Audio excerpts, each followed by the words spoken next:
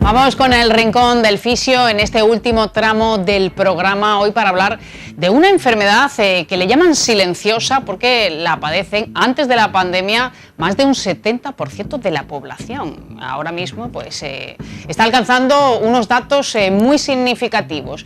Hablamos del bruxismo y bueno, vamos a tratar de ofrecer algunos consejos para paliarlo. Lo hacemos, ya saben, con Carlos Sarmiento. Buenos días. Hola, buenos días, Carlos, Eva. ¿cómo estás? Bien, aquí estamos una semana más, o una semana menos.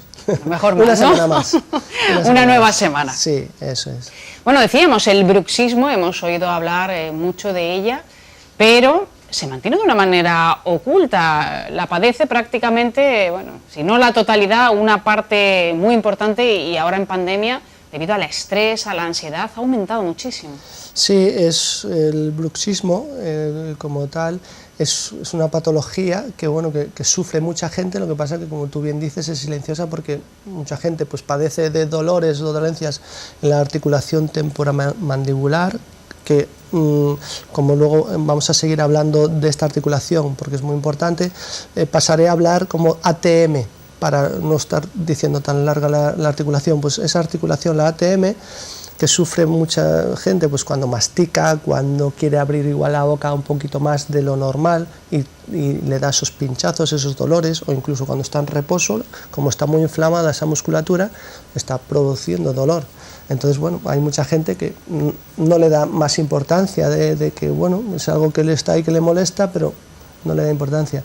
Y bueno, sí que se ha visto que, como bien has dicho, antes de la pandemia era un 70% y hoy por hoy, tras la pandemia, lógicamente, por la ansiedad, por la incertidumbre de muchas familias en sus negocios, en su economía, pues lógicamente todo esto ha hecho que la gente esté más tensa, duerma menos, y todo eso lo que crea es un sistema de ansiedad, el sistema nervioso que estamos haciendo mucha tensión. Entonces, por la noche o a lo largo del día, mucha gente está en este gesto, está así, apretando mucho los dientes, y encima rechinea, es decir, fricciona un diente de arriba, la parte superior de los dientes con las de abajo. Entonces desgasta como tal los dientes en primer lugar, y luego veremos qué secuencia de problemas acarrea. Muchos, ¿no?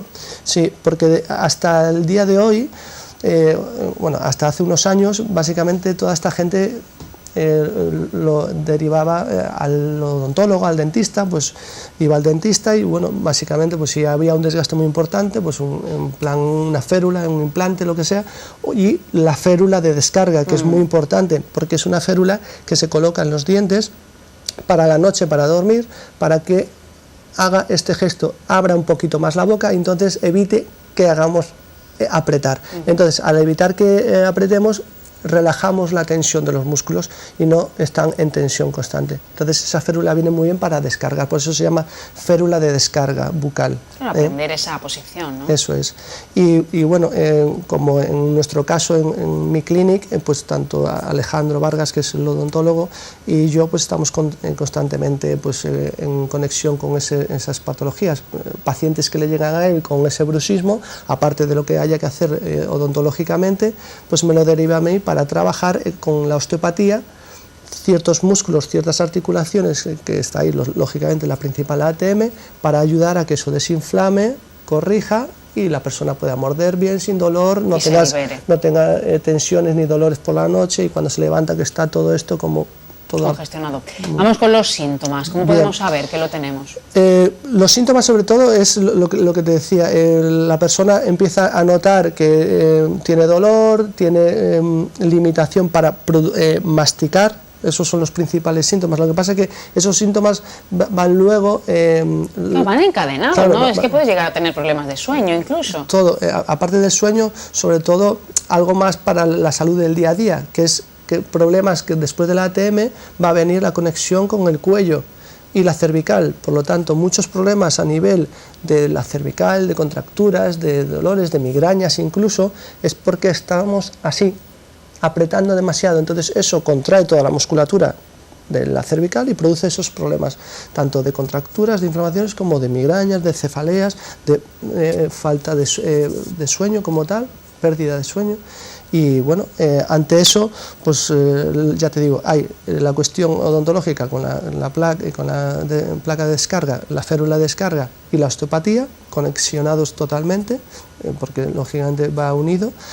Y luego, hoy, como siempre hacemos, pues vamos a dar 3 técnicas, 3 ejercicios, que es muy fácil para que la gente lo haga en su casa, que va a consistir en, el primero de ellos, lo voy a hacer con este cojín.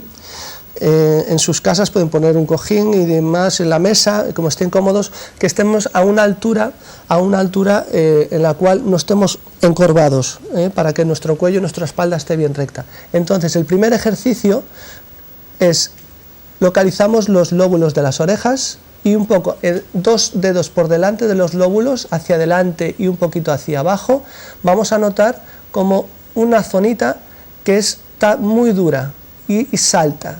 Y hacemos de adelante a atrás con los dedos, de adelante a atrás con los dedos, y notaremos que salta. Esa es la musculatura de los masticadores. Esa es la zona muscular que se inflama mucho y duele mucho. Entonces, en ese momento, una vez que localizamos a ese punto, vamos a hacer un masaje con presión, buena presión, que duela un poquito porque tiene que ser profundo, si no, no relajamos bien esa musculatura. Hacia adelante en círculo, hacia atrás en círculo, arriba, abajo, presionando, y eso lo vamos a hacer 2-3 minutos. Al tocar, la gente en sus casas verá que hay un lado que está más inflamado, más duro y duele más. En ese lado vamos a hacer 3 minutitos y en el otro 2, no más, porque es una zona que si machacamos demasiado tiempo queda muy irritada. 3 minutos está bien. Muy irritada. Entonces, después de esa presión y masaje, digamos, externo, de esa articulación, de esa musculatura, pasaríamos a un ejercicio de presión o masaje interno. Haríamos una pinza entre mi primer dedo y el tercero, es decir, entre el pulgar y el corazón. Esa pinza dentro de la boca vamos a cerrarla y vamos a friccionar un dedo sobre el otro, en la zona que yo voy a explicar ahora. Metemos el dedo, el tercer dedo, el medio, a lo largo de toda la dentadura inferior, y cuando termina la dentadura inferior empieza como a subir hacia el maxilar. Ahí, en esa subidita entre la dentadura inferior y la superior, ahí vamos a hacer la pinza y vamos a presionar. Ese punto es muy doloroso, porque ahí están sobre todo los pterigoideos, que son los músculos más principales de esa zona interna. Eso duele mucho. De hecho, esto es una técnica osteopática que yo lo trabajo, lo que pasa es que lógicamente con guante y demás a las personas. Es una técnica que viene muy bien porque va a ayudar a relajar mucho esa musculatura. Entonces, hemos trabajado la parte externa, hemos trabajado la parte interna de esa forma, haciendo la pinza, y cuando llegamos ahí a ese punto doloroso apretamos, pero en este caso haremos 1-2 minutos, 1 en el lado menos inflamado, 2 en el lado más inflamado, por lo mismo que te comentaba antes, porque es una zona que es muy sensible y luego queda muy irritada. Entonces, hemos hecho externo, hemos hecho interno y pasamos a hacer un estiramiento de toda la articulación, como cuando se nos carga un cuádriceps, por ejemplo, a la pierna y hacemos luego un estiramiento del músculo, pues es lo mismo, lo que pasa aquí en esta zona. Entonces, el estiramiento, muy facilito. Vamos a colocar, en este caso, la mano derecha sobre la mandíbula, vamos a abrir la boca más o menos 2 dedos, 2 deditos, ahí, y en ese momento vamos a apretar 5 o 6 segundos contra mi mano derecha, con la mandíbula, es decir, mi mandíbula hace ese gesto, aprieta hacia allí, hacia mi mano. Entonces mantenemos 5 o 6 segundos, pasan esos 5 o 6 segundos, relajamos, dejamos de hacer la fuerza y con mi mano derecha hago una fuerza al lado contrario, hacia la izquierda. Nos llevamos la mandíbula hacia la izquierda. Eso lo vamos a repetir 3 veces. Es decir, 5 o 6 segundos, relajo, llevo a esa nueva barrera, a ese punto que hemos llegado, 5 o 6 segundos, relajo, llevo, y por último 5 o 6 segundos, relajo y llevo, hasta llegar, sale un poquito así la voz, ahí, a ese punto. Ese estiramiento es muy bueno, es genial. Entonces, eso mismo lo haremos del otro lado, con las 3 barreras, con los 3 movimientos, y tendremos un pack de técnicas, de ejercicios para ayudar a toda la ATM, a toda la musculatura y toda esa articulación a desinflamar, a relajar, y en 2 días que la gente esté haciendo eso, va a notar que ya empieza... Pero esa presión que tenemos, ¿no? Exacto. Tan fuerte. Esa presión empieza a descongestionar, empieza a notar más libre la mandíbula, mastica mejor, reduce el dolor, o sea, muy buena. Si siguen esa pauta, va a ayudar mucho.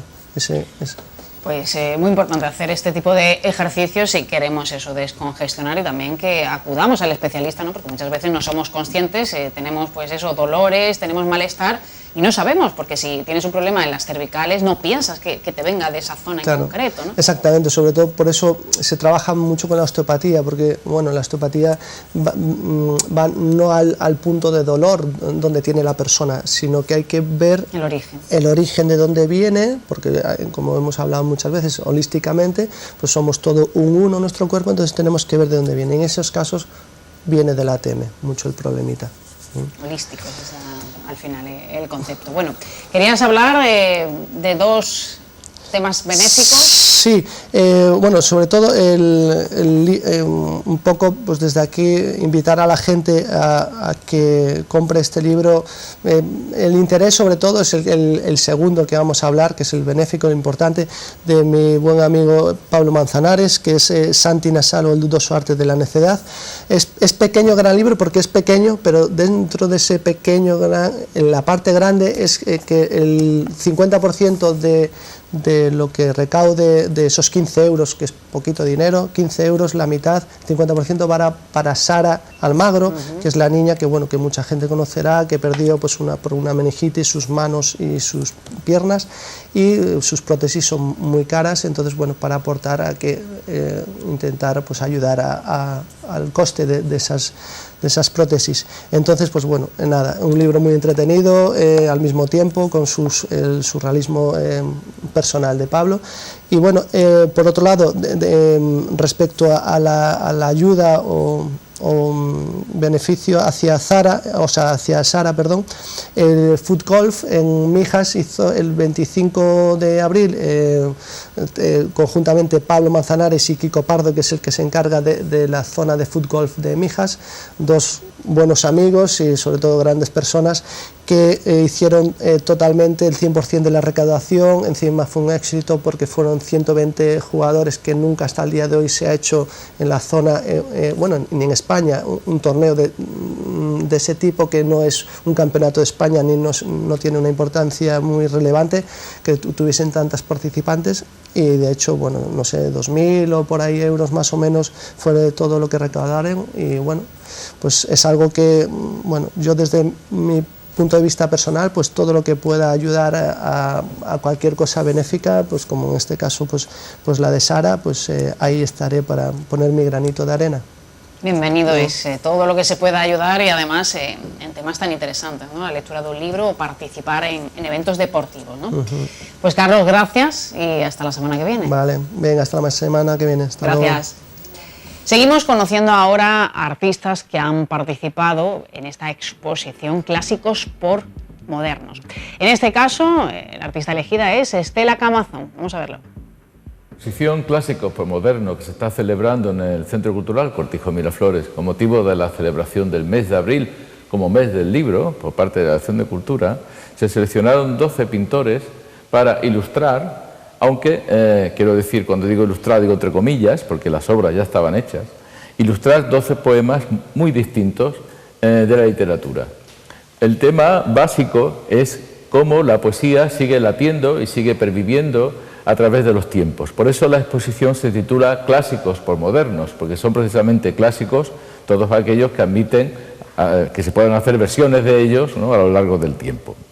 En este caso, esta obra de Estela Camazón ilustra una poesía de Garcilaso de la Vega sobre Dafne, el mito de Dafne, la mujer que se va transformando en árbol, y curiosamente es una parte muy importante de la producción de Estela, estos personajes, que ahora vamos a hablar, personajes objetos, personajes que se transforman, siempre también jugando mucho con lo que es la factura de la obra, tanto en la escultura, que ella practica, como en la pintura, en el caso del soporte, que podemos ver que es un soporte, pues un cartón rasgado, mutilado y sobre el que se practica, digamos, la pintura, ¿no? Estela, muy buenos días. Buenos días. ¿Cómo estás? Muy bien, gracias. Tú siempre has tenido en toda tu producción un contenido muy poético. Y yo te preguntaría simplemente si de alguna manera la poesía tiene una influencia directa en tu obra, tú eres lectora de poesía o es que tú piensas de una manera poética. Bueno, antes de contestarte quería agradecerte la invitación a participar en esto de Clásicos por Modernos, porque estoy contenta de haber participado y de que me llamaras y que mi obra esté aquí. Bueno, pues la poesía sí que ha sido una parte muy importante en mi trabajo. Me encanta la poesía. Yo creo que hay cosas que no se pueden decir si no es a través de la poesía. Y creo que es una herramienta muy útil para que el cerebro funcione y cree. Como en este caso hemos visto, aunque mi obra estaba hecha mucho antes de saber que la poesía de Garcilaso iba a ser también sobre la naturaleza. Y bueno, ha coincidido afortunadamente. Siempre haces muchas evocaciones, quizás de ahí el contenido poético que hablábamos, en toda tu obra, ¿no? Incluso en esta que estamos viendo aquí, aunque efectivamente nosotros la hemos adaptado al mito de Dafne, ¿no? Realmente no, yo creo que al principio cuando tú la creaste no estabas pensando en Dafne, ¿no? Estabas pensando en otras cosas, ¿no? No, por supuesto que no. Mira, en 2020 yo estaba preparando una obra sobre la naturaleza, que ha sido un recurso para mí muy importante a lo largo de mi carrera. He recurrido a ella durante muchas ocasiones, pero esta vez con el confinamiento ha sido como más fuerte esa llamada. El no poder tocar, el no respirar sin mascarilla, el sentirse libre, solo nos podía darlo la naturaleza. Y esas obras las hice pensando en esa naturaleza más consciente, como que un acercamiento del ser humano hacia la naturaleza era lo único que nos podía beneficiar como especie. Entonces, dentro de todo, digamos que no está ilustrando efectivamente el mito de Dafne, pero sí el soneto de Garcilaso de la Vega es muy bucólico, ¿no? En el sentido de la vuelta a la naturaleza, que aquí sí coincidimos, ¿no? Ahí sí coinciden, ¿no? De alguna manera. Dentro de la obra, este tema de la superficie, porque tú siempre has utilizado mucho las texturas y utilizas mucho lo que es la cuestión de la factura técnica, ¿no? De las piezas, tanto en escultura como en pintura, como estamos viendo. Estos desgarros, esta transformación del personaje con varias capas de desgarros, ¿tú cómo te enfrentas a la pieza cuando empiezas a trabajar en ella? Bueno, el material con el que trabajo ya forma parte de la obra. Yo, al ser una obra sobre naturaleza, el tributo del reciclado hacia la naturaleza era muy importante. Entonces he usado el cartón precisamente por eso, para reciclar. Y he puesto el símbolo de la casa como la casa como la naturaleza, la casa donde el hombre no debería de salir. O si sale, que vuelva. Es una buena crónica de lo que hemos pasado. Sí, y me gustan las texturas, pero tampoco me gusta mucho transformar el material. Me gusta también verle tal cual es, la calidad que tiene y el símbolo que tiene. Efectivamente, para ver la calidad, por muy buena definición que tengan la televisión, lógicamente, o los dispositivos móviles de los que pasan por aquí, y tú sabes, hacen la fotografía y lo suben, yo creo que hay que venir a verlo, ¿no? Así que... Por supuesto, por supuesto. Pues muchísimas gracias, Estela. Sí, y además la obra te dirá distintas cosas, depende de las veces que lo veas. Siempre vas descubriendo un poquito más. Efectivamente. Animo a todos a que vengan a verlo, que es muy interesante. Muchas gracias. A ti. Estela. Gracias, Germán, por acercarnos a estos artistas y conocer a muchos de ellos. Pues vamos con otro asunto, y es que la Asociación de la Prensa de Málaga ha convocado un concurso, el concurso de prensa escolar, destinado a los estudiantes con motivo del Día de la Libertad. La libertad de prensa es muy importante, que les llegue y que sepan exactamente de qué estamos hablando, ¿no? Y se va a extender, de hecho lo ha hecho este año también a los alumnos de secundaria. Charlamos un ratito con Victoria Contreras, que es la responsable de este concurso. Victoria, buenos días. Buenos días, ¿qué tal? Gracias por la invitación. Bueno, sumáis cuarto año consecutivo de este concurso que quiere acercar pues, los medios de comunicación a los estudiantes.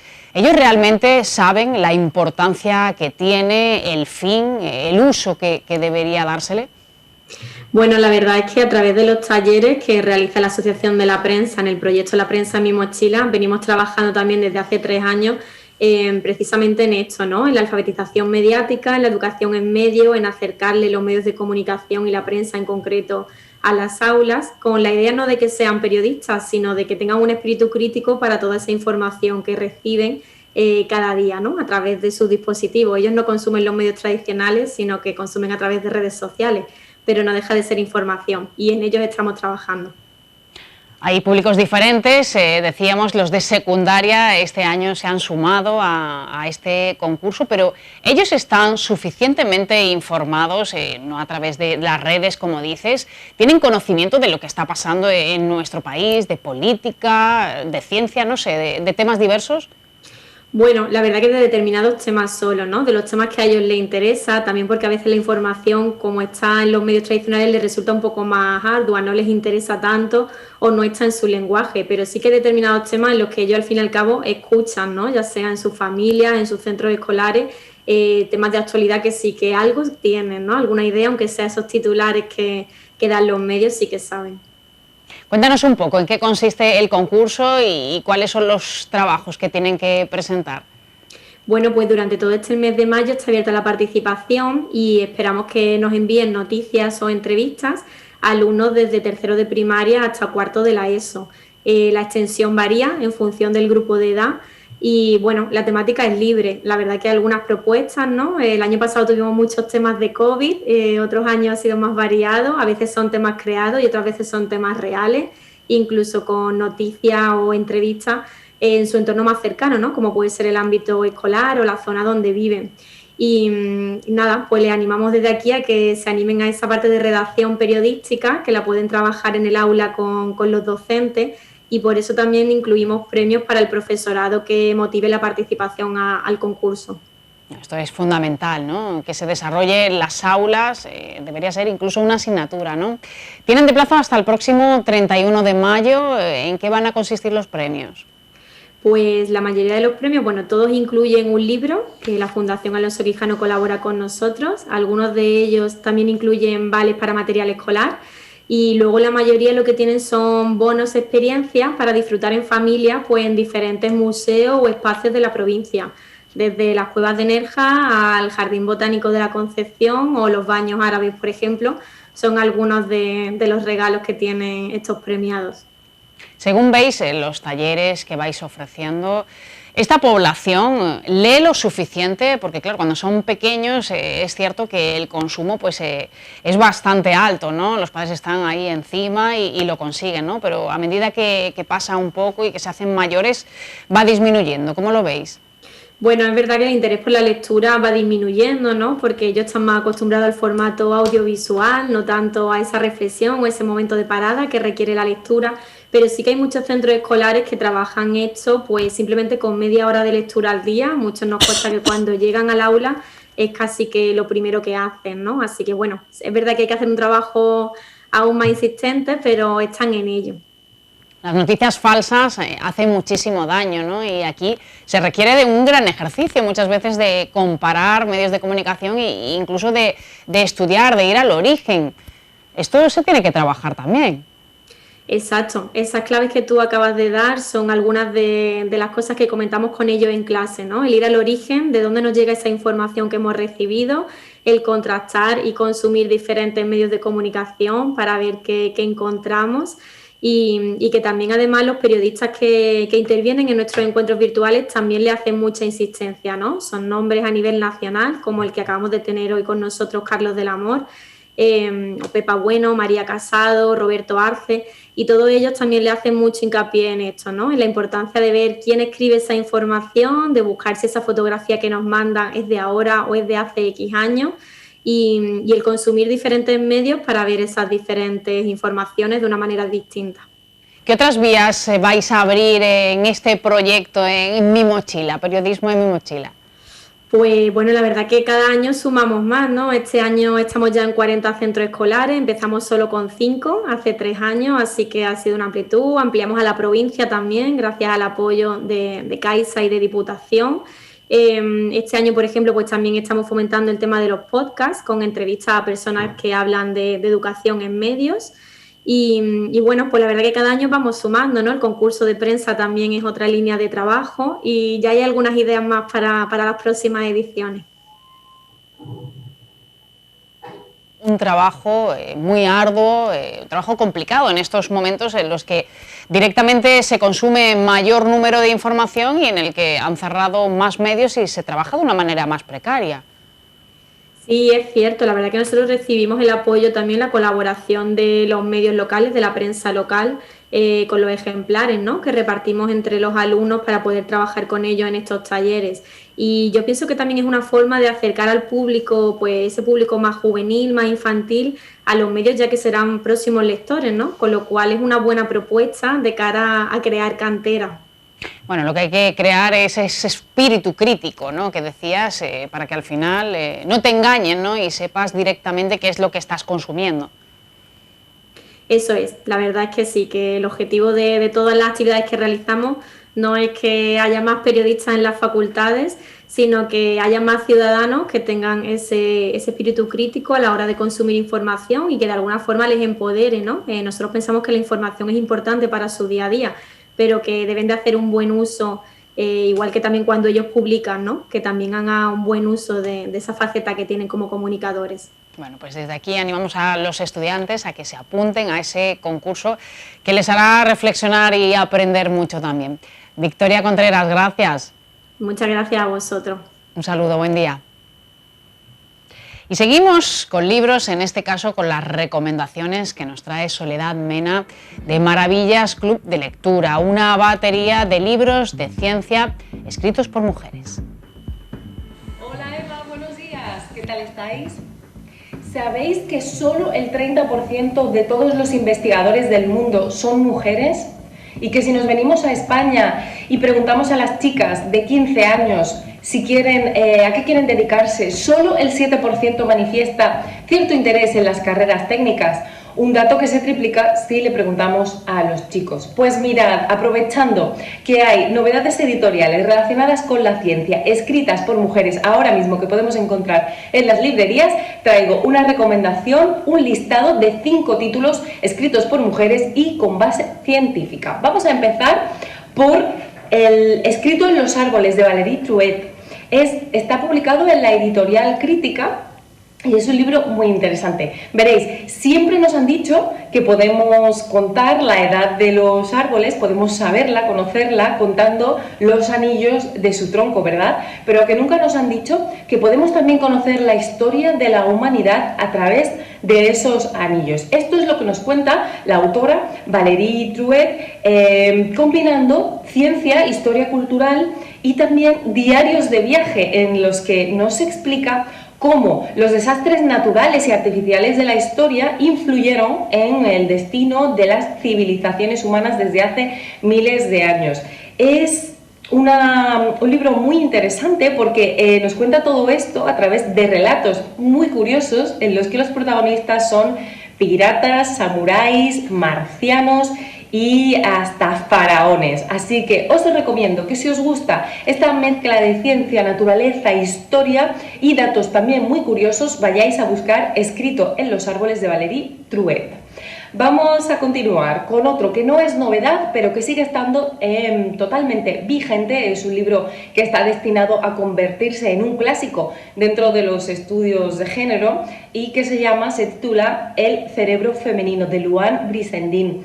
Está publicado en la editorial RBA hace ya unos añitos, pero como digo, sigue totalmente vigente. Veréis, todo el cerebro humano nace femenino, se crea femenino y es solo 8 semanas después de la concepción que se vuelve masculino, se reduce la zona de la comunicación del cerebro y se duplica la parte que procesa el sexo, aparte de reducirse también el córtex de la audición. Y ahí se ha formado un cerebro masculino. Lo que viene a contarnos Luan Brizendine, que es doctora, psiquiatra y doctora en medicina y psiquiatra, neuropsiquiatra, lo que nos viene a contar es que el cerebro femenino, las hormonas, influyen mucho en un componente femenino, en un carácter femenino único y particular.